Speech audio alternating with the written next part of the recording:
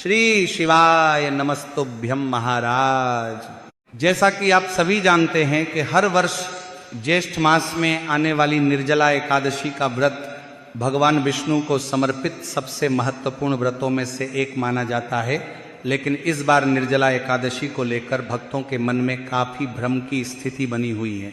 कारण यह है कि अलग अलग स्थानों पर अलग अलग तिथियों की चर्चा की जा रही है। कहीं 24 जून को व्रत रखने की बात कही जा रही है तो कहीं 25 जून को। ऐसे में बहुत से भक्त ये समझ नहीं पा रहे हैं कि आखिर उन्हें व्रत किस दिन करना चाहिए, कौन सा दिन अधिक श्रेष्ठ माना जाएगा, पूरे दिन कौन कौन से नियमों का पालन करना चाहिए, क्या निर्जला व्रत में पानी पी सकते हैं या नहीं, यदि किसी कारणवश पानी पीना पड़ जाए तो क्या व्रत भंग हो जाता है। पहली बार व्रत करने वाले लोगों को किन बातों का ध्यान रखना चाहिए और गर्भवती महिलाओं को यह व्रत रखना चाहिए या नहीं। तो महाराज, आज की इस विशेष वीडियो में हम निर्जला एकादशी से जुड़े इन्हीं सभी महत्वपूर्ण प्रश्नों के बारे में विस्तार से जानने वाले हैं। लेकिन उससे पहले यदि आप भी चाहते हैं कि भगवान विष्णु और माता लक्ष्मी की कृपा आपके घर परिवार पर सदैव बनी रहे, सुख समृद्धि और खुशहाली आपके जीवन में बनी रहे, तो वीडियो को लाइक अवश्य करें, चैनल को सब्सक्राइब करें और कमेंट बॉक्स में ओम नमो भगवते वासुदेवाय या ओम महालक्ष्मी नमः अवश्य लिखें। तो महाराज, सबसे पहले बात करते हैं कि इस वर्ष निर्जला एकादशी का व्रत किस दिन रखना उचित माना जा रहा है।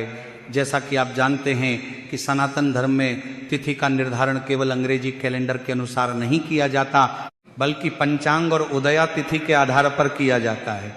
अनेक बार ऐसा होता है कि कोई तिथि 2 दिनों तक रहती है और दोनों दिनों के सूर्योदय को स्पर्श कर लेती है। ऐसी स्थिति में सामान्य लोगों के मन में भ्रम उत्पन्न होना स्वाभाविक है। लेकिन महाराज, इस वर्ष पंचांग के अनुसार निर्जला एकादशी तिथि 24 जून की संध्या लगभग 6:12 से प्रारंभ होकर 25 जून की रात्रि लगभग 8:09 तक रहेगी। हमारे सनातन धर्म में व्रत और पर्वों के निर्णय में उदय तिथि का विशेष महत्व माना गया है। इसलिए इस वर्ष निर्जला एकादशी का व्रत 25 जून गुरुवार के दिन ही किया जाएगा। महाराज, अब बात करते हैं निर्जला एकादशी के वास्तविक स्वरूप की। बहुत से लोग केवल इतना जानते हैं कि यह एकादशी है, लेकिन इसके नियमों और महत्व के बारे में विस्तार से नहीं जानते। निर्जला शब्द अपने आप में इसका अर्थ स्पष्ट कर देता है। निर्जला का अर्थ है जल का त्याग, अर्थात ऐसा व्रत जिसमें साधक अन्न के साथ साथ जल का भी त्याग करता है। इसी कारण इसे सभी एकादशियों में अत्यंत कठिन और विशेष माना गया है। जो व्यक्ति पूर्ण निर्जला व्रत करता है वह सूर्योदय से लेकर अगले दिन पारण तक न तो अन्न ग्रहण करता है और न ही जल पीता है। अब महाराज, यहाँ एक प्रश्न बहुत बार पूछा जाता है कि यदि जल नहीं पी सकते तो क्या दूध पी सकते हैं, क्या फलों का रस ले सकते हैं, क्या शरबत, नींबू पानी, चाय या कॉफी पी सकते हैं। तो जो लोग पूर्ण निर्जला व्रत का संकल्प लेते हैं वे इन सभी वस्तुओं का भी त्याग करते हैं, क्योंकि ये सभी तरल पदार्थ हैं और निर्जला व्रत का मुख्य नियम ही जल तथा अन्य पेय पदार्थों का त्याग माना गया है। इसलिए पूर्ण निर्जला व्रत करने वाले लोग केवल भगवान का स्मरण करते हुए संयम का पालन करते हैं। लेकिन महाराज, यहाँ एक महत्वपूर्ण बात समझनी आवश्यक है। धर्म कभी भी किसी व्यक्ति को उसकी क्षमता से अधिक कष्ट देने की शिक्षा नहीं देता। प्रत्येक व्यक्ति की शारीरिक स्थिति अलग होती है। किसी की आयु कम होती है, कोई वृद्ध होता है, कोई बीमार होता है, किसी को नियमित दवा लेनी पड़ती है। ऐसे लोगों के लिए वही नियम लागू नहीं किए जा सकते जो एक पूर्ण स्वस्थ व्यक्ति के लिए होते हैं। इसलिए यदि किसी की स्वास्थ्य स्थिति ऐसी नहीं है कि वह पूरे दिन बिना जल के रह सके, तो उसे अपनी क्षमता और स्वास्थ्य के अनुसार व्रत करना चाहिए तथा भगवान से प्रार्थना करनी चाहिए। शास्त्रों में भावना और श्रद्धा का भी अत्यंत महत्व बताया गया है। महाराज, अब एक बहुत महत्वपूर्ण विषय पर बात करते हैं जो विशेष रूप से उन लोगों के लिए है जो पहली बार निर्जला एकादशी का व्रत करने जा रहे हैं। बहुत से भक्त उत्साह में पूर्ण निर्जला व्रत का संकल्प तो ले लेते हैं, लेकिन उन्हें यह जानकारी नहीं होती कि शरीर को इसके लिए पहले से तैयार करना भी आवश्यक है। यदि कोई व्यक्ति पहली बार यह व्रत कर रहा है तो उसे एक दिन पहले से ही तामसिक भोजन अधिक मसालेदार भोजन और भारी भोजन से बचना चाहिए। व्रत से एक दिन पूर्व हल्का और सात्विक भोजन करना अधिक उचित माना जाता है। साथ ही पर्याप्त विश्राम भी करना चाहिए ताकि अगले दिन शरीर में कमजोरी अधिक महसूस न हो। पहली बार व्रत करने वाले लोगों को यह भी ध्यान रखना चाहिए कि वे केवल दूसरों को देखकर कठिन संकल्प न लें। यदि उन्हें लगता है कि पूरे दिन बिना जल के रहना उनके लिए कठिन होगा तो वे अपनी क्षमता के अनुसार भगवान विष्णु का स्मरण करते हुए व्रत कर सकते हैं। कई लोग पहली बार में ही पूर्ण निर्जला व्रत का प्रयास करते हैं और बाद में स्वास्थ्य संबंधी परेशानी का सामना करते हैं। इसलिए संयम और विवेक के साथ व्रत करना अधिक उचित माना जाता है। महाराज, अब एक ऐसा प्रश्न जिसकी चर्चा आजकल बहुत अधिक होती है। बहुत सी गर्भवती महिलाओं के मन में ये जिज्ञासा रहती है कि क्या वे निर्जला एकादशी का व्रत रख सकती हैं। तो देखिए महाराज, गर्भावस्था एक अत्यंत संवेदनशील अवस्था होती है। इस समय केवल माता का स्वास्थ्य ही नहीं बल्कि गर्भ में पल रहे शिशु का स्वास्थ्य भी महत्वपूर्ण होता है। इसलिए गर्भवती महिलाओं को पूर्ण निर्जला व्रत करने का प्रयास नहीं करना चाहिए। विशेष रूप से यदि डॉक्टर ने उन्हें नियमित रूप से जल पीने, पौष्टिक आहार लेने या दवाएं लेने की सलाह दी हो। यदि कोई गर्भवती महिला भगवान विष्णु के प्रति श्रद्धा रखती है और व्रत करना चाहती है तो वह केवल नाम जप, पूजा पाठ, कथा श्रवण और सात्विक जीवन के माध्यम से भी इस एकादशी का पालन कर सकती है। आवश्यकता होने पर जल, फल या चिकित्सकीय सलाह के अनुसार आहार ग्रहण किया जा सकता है, क्योंकि धर्म का उद्देश्य शरीर को हानि पहुंचाना नहीं बल्कि ईश्वर के प्रति श्रद्धा और भक्ति को बढ़ाना है।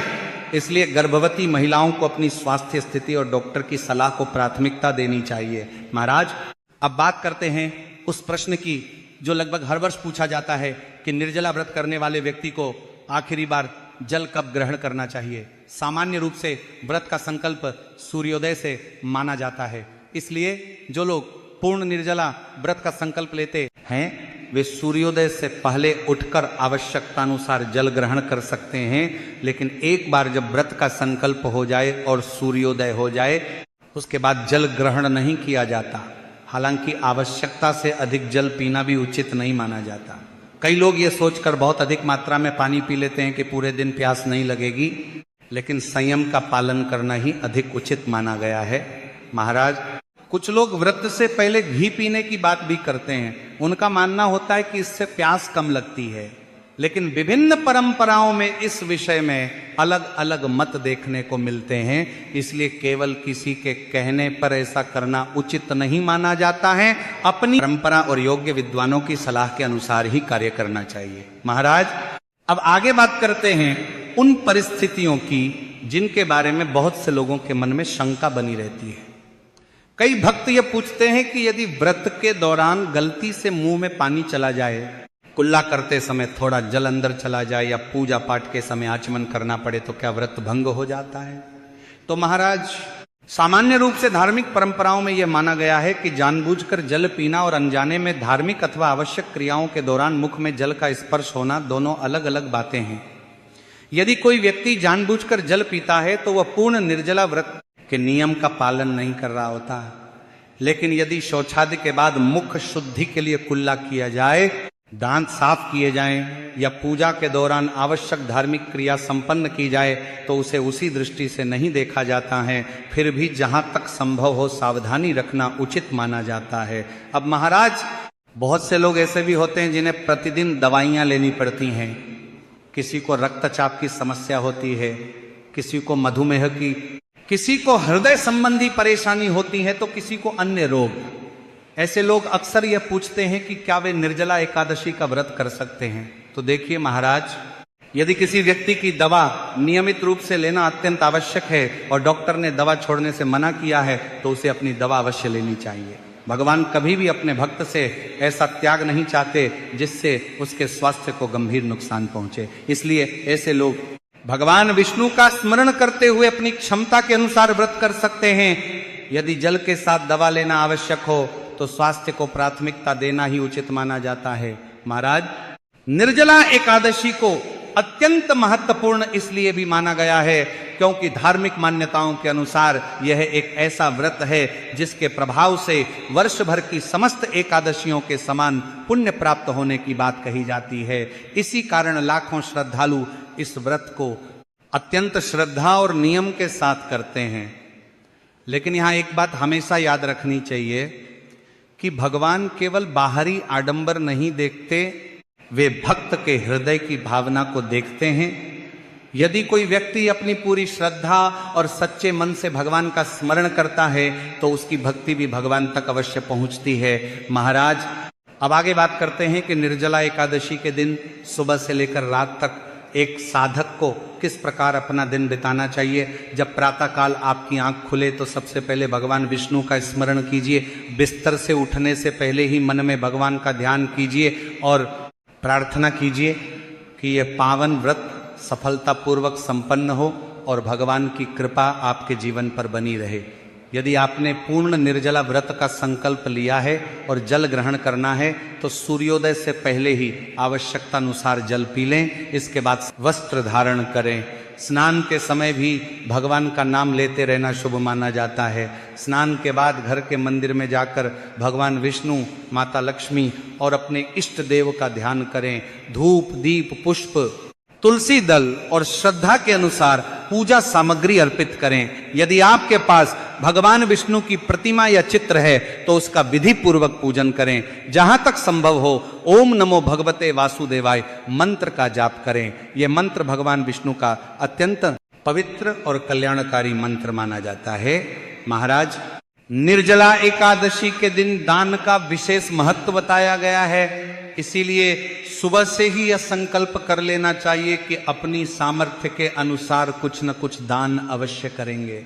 दान केवल धन का ही नहीं होता, अन्नदान, वस्त्रदान, जलदान, फलदान और सेवा भी दान के ही रूप माने जाते हैं। यदि कोई व्यक्ति आर्थिक रूप से अधिक सक्षम नहीं है तो वह भी अपनी क्षमता के अनुसार किसी जरूरतमंद की सहायता कर सकता है।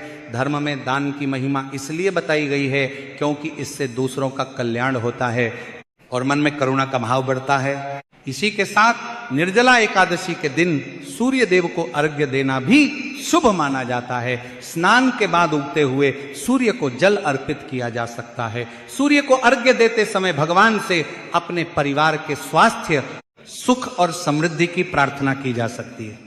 बहुत से स्थानों पर पीपल वृक्ष को भी जल अर्पित करने की परंपरा देखने को मिलती है।